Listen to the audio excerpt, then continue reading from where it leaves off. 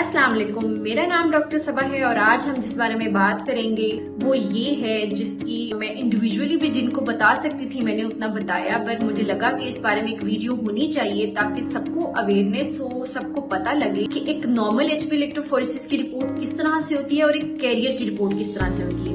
आज जो मैं बात करूंगी वो स्पेसिफिकली है कैरियर की रिपोर्ट, मतलब beta thalassemia carrier, beta thalassemia minor और बीटा थैलेसीमिया ट्रेड, ये तीनों चीजें एक ही हैं। इनकी रिपोर्ट किस तरह की होती है मैं आपको सबसे पहले बताती हूँ। एक नॉर्मल बंदे की एचपी इलेक्ट्रोफोरेसिस में जो हमारे पास वैल्यूज होती है वो क्या होती है, क्योंकि जब तक आपको नॉर्मल वैल्यूज पता ना हो तो एबनॉर्मल वैल्यूज कभी आप पिक नहीं कर, रिपोर्ट कभी भी एबनॉर्मल पिक नहीं हो सकती जब तक आप नॉर्मल वैल्यूज को पिक नहीं करते। एचपी इलेक्ट्रोफोरेसिस जो नॉर्मल बंदे की होती है उसमें 3 पैरामीटर्स होते हैं, HbA, HbA2 and third is HbF।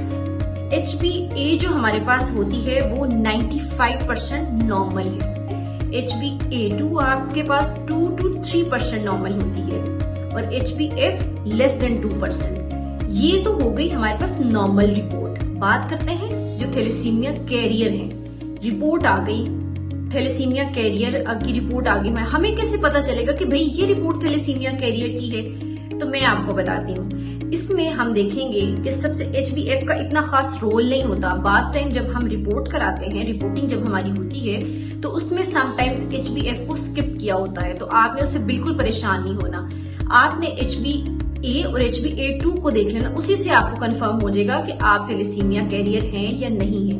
उसमें होगा ये कि जो आपकी HbA होगी वो 80 to 95% के दरमियान होगी, स्लाइटली डिक्रीज होगी, और जो आपकी HbA2 होगी वो ग्रेटर देन 3.5% होगी। कट ऑफ वैल्यू थी 2 to 3%, लेकिन इसमें क्या होगा कि HbA2 जो है वो आपकी 3.5% से बढ़ जाएगी और जो HbF है वो भी स्लाइटली इंक्रीज होगी।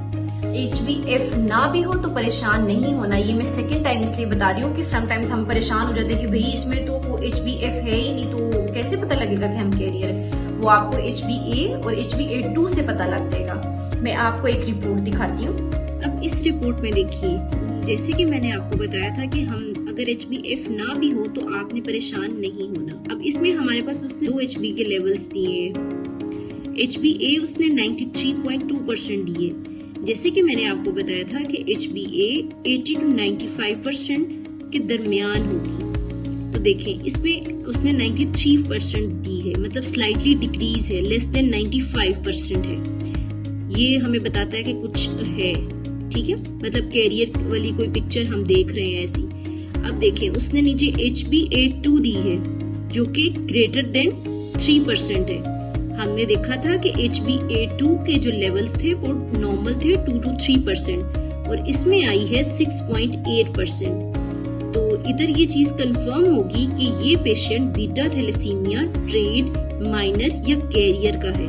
जी, तो होप सो कि आपको अब समझ आ गई होगी कि इसकी एचपी इलेक्ट्रोफोरेसिस की रिपोर्ट हमने किस तरह से देखनी है।